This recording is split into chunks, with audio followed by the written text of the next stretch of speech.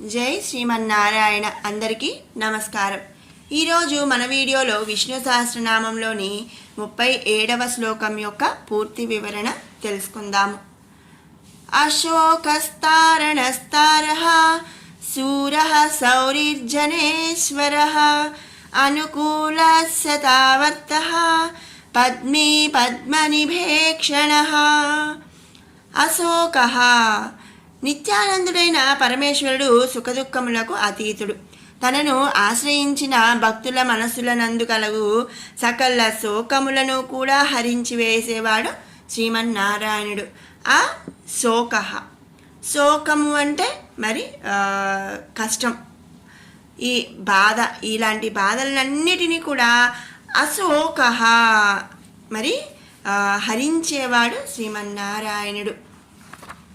జీవులకు శోకములు ఈ మాయాబంధముల చేతనే కలుగుతుంది. దాని బంధనాలను తెంచు మార్గము పరమాత్ముడు ఏర్పరిచిన ధర్మములను పాటించటమే. మరి ఆ మాయాబంధనములను కలిగించింది స్వామి. ఆ మాయాబంధనముల చేత మరి వాటిని తెంచుకునే మార్గము అంటే అవే ధర్మములను చూపించినది కూడా ఆ పరమాత్మే. కాబట్టి మరి జీవులకు శోకములను హరించువాడు కాబట్టి స్వామిని మనం ఇక్కడ అశోక అనే నామముతో స్తుతించుకుంటున్నాము. తర్వాత నామం తారణ. సకల బాధల నుండి కూడా రక్షించేవాడు. తన భక్తులను సంసార సాగరము నుండి దాటించు సేతువు అయిన ఆ పరమాత్ముడే తారణ అనబడి చెప్పబడుచున్నాడు. మరి అతడే సకలములకు కూడా దిక్కు అన్నమాట. ఇక్కడ తారణ అంటే ఏంటి అంటే మరి సేతు అన్నమాట. మన బాధలన్నీ, మన సంసార సాగరాన్ని దాటించే సేతువు, వంతెన ఆ పరమాత్ముడు. కాబట్టి స్వామిని మనం ఇక్కడ తారణ అనే నామంతో స్తుతించుకుంటున్నాము. తర్వాత నామం తారహ. సంసారమను మాయ నుండి తన భక్తులను తప్పించువాడు. పరమాత్ముడి నందు ఎవరికి దృష్టి కలదో అతడి అందే పరమాత్మ దృష్టి కూడా ఉంటుంది. వారినే సకల కష్టముల నుండి కూడా తప్పిస్తాడనమాట.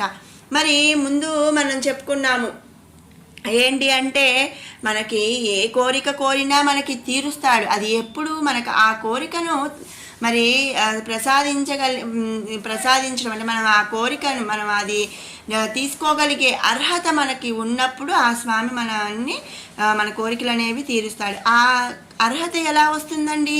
స్వామి చూపించిన మరి ఏర్పరిచిన ధర్మములను పాటించడం ద్వారా మనం ఆ అర్హతను అనేది పొందగలుగుతాము. మరి ఎవరైతే మరి పరమాత్మ దృష్టి ఉంటుంది, ఎప్పుడు ఉంటుంది? పరమాత్ముడి అందు ఎవరికి దృష్టి ఉంటుందో అతడి అందే పరమాత్మ దృష్టి కూడా ఉంటుందన్నమాట. వారినే సకల కష్టముల నుండి కూడా స్వామి తప్పిస్తాడు. కాబట్టి తన భక్తులను మరి సకల బాధల నుండి, సకల కష్టముల నుండి, ఈ సంసారం అనే మాయ నుండి తప్పిస్తున్నాడు. కాబట్టి స్వామిని తారహ అనే నామంతో ఇక్కడ స్తుతించుకుంటున్నాం. తర్వాత నామం శూరః. పూర్ణకాముడైనటువంటి పరమాత్మ సకల కోరికలను కూడా జయించినవాడు. సర్వశక్తి సంపన్నుడు. లోక కళ్యాణం కోసం రాక్షసాదులను కూడా జయించినవాడు శ్రీమన్నారాయణుడు. మాయకు అతీతుడైన సూర్యుడు అన్నమాట.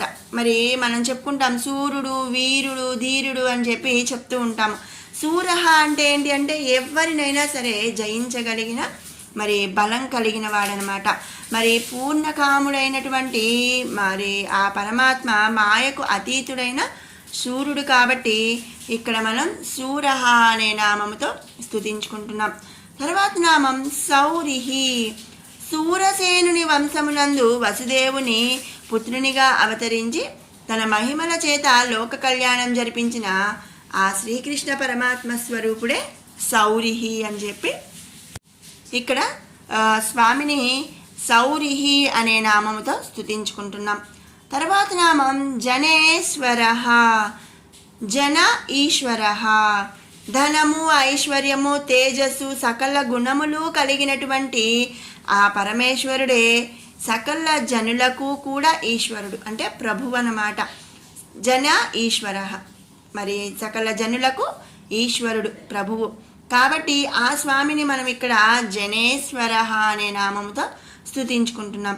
మరి ఎందుకండి అన్ని గుణములు కలిగి ఉన్నాడు. మరి ఆ స్వామికి ధీటిగా అంటే సమసమానంగా ఎవరూ లేరు. మరి ఆయన జన్మ మరణాలను అతిక్రమించిన వాడు, అంటే జయించిన వాడు.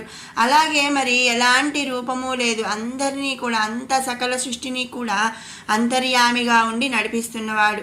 మరి ఈ సృష్టి మొదలు ఆఖరు అంతా కూడా ఉన్నాడు. కాబట్టి ఆ స్వామి ఈ సకల జనులకు కూడా ఈశ్వరుడు. అందుకనే స్వామిని జనేశ్వర అనే నామంతో స్తుతించుకుంటున్నాం. తర్వాత నామం అనుకూల. పరమాత్ముడు భక్తవత్సలుడు, హరిషడ్వర్గములను జయించిన వాడు. అతడికి గర్వాహంకారములనేవి లేవండి. భక్తి చేత కట్టుబడతాడు. అంతేకాని మరి ఏవో పెద్ద పెద్ద కానుకలు ఇస్తే కట్టుబడడు స్వామి. భక్తి చేత మాత్రమే కట్టుబడువాడు. భక్తుల భక్తికి వశమగువాడు స్వామి అన్నమాట. మనం భక్తిగా స్వామిని ఆరాధిస్తే ఆ భక్తికి కట్టుబడిపోయి అంటే వశమైపోయి మనకు అనుకూలంగా ఉంటాడు. పరమాత్ముడి నందు విశిష్ట గుణము ఉన్నది. తనని ఎవరు ఏ విధంగా అర్చించినాను సంతృప్తుడు అవుతాడు. వారు కోరిన ఫలములను ఇస్తాడనమాట. అంటే ఏంటి అంటే ఆయన కేవలం స్వామి భక్తిని మాత్రమే చూస్తాడు. ఆ భక్తికి మాత్రమే కట్టుబడతాడు. అంతేగాని పెద్ద పెద్ద కానుకలు ఇస్తే వాళ్ళకి అనుకూలంగా ఉండడం, లేదా మరి కేవలం ఒక పువ్వు పెట్టిన వాళ్ళకి ప్రతికూలంగా ఉండడం అనేది ఏదీ జరగదు. భక్తుల యొక్క భక్తికి మాత్రమే స్వామి అనుకూలంగా ఉంటాడు. కాబట్టి ఆ స్వామిని మనం ఇక్కడ అనుకూల అనే నామంతో స్తుతించుకుంటున్నాము. తర్వాత నామం శతావర్త. ధర్మ సంస్థాపన కోసం ప్రతి యుగమునందు కూడా పరమాత్ముడు అవతారమును ధరించాడు. పరమాత్ముడుగా మరి ఉండి ధర్మరక్షణకు స్వరూపమును పొందుతాడు. అలా అనేక అవతారమును ధరించువాడు. శత అంటే ఏంటి, ఇక్కడ సంఖ్యామానం కాక అనేక అని చెప్పి అర్థం అన్నమాట. మామూలుగా శత అంటే మరి 100, కానీ ఇక్కడ శత అంటే ఏంటి అంటే అనేక. మరి మనం చెప్పుకున్నట్లు అంత సకల సృష్టిలో కూడా ఉన్నది స్వామే. కాబట్టి ఇక్కడ శత అంటే సంఖ్యామానం అని చెప్పి మనం చెప్పుకోకుండా అనేక అని అర్థం అన్నమాట. అనేక అవతారాలు, వర్త అంటే అనేక అవతారాలను ధరించిన వాడు స్వామి. కాబట్టి ఇక్కడ స్వామిని మనం శతావర్త అనే నామముతో స్తుతించుకుంటున్నాము. తర్వాత నామం పద్మి. పద్మము జ్ఞానమునకు సూచిక కనుక జ్ఞానస్వరూపుడు స్వామి. మరి జ్ఞానస్వరూపుడు, అన్నిటినీ కూడా జయించినవాడు. మరి పద్మమును చేతినందు ధరించడం చేత ఇక్కడ స్వామిని పద్మి అని చెప్పి మనం స్తుతించుకుంటున్నాము. తర్వాత నామం పద్మనిభేక్షణ. పద్మ పువ్వుల వంటి విశాల నేత్రములు కలవాడు. పరమాత్ముడు జ్ఞాన నేత్రములతో ప్రకాశించువాడు అని చెప్పి ఈ నామము యొక్క అర్థం అన్నమాట.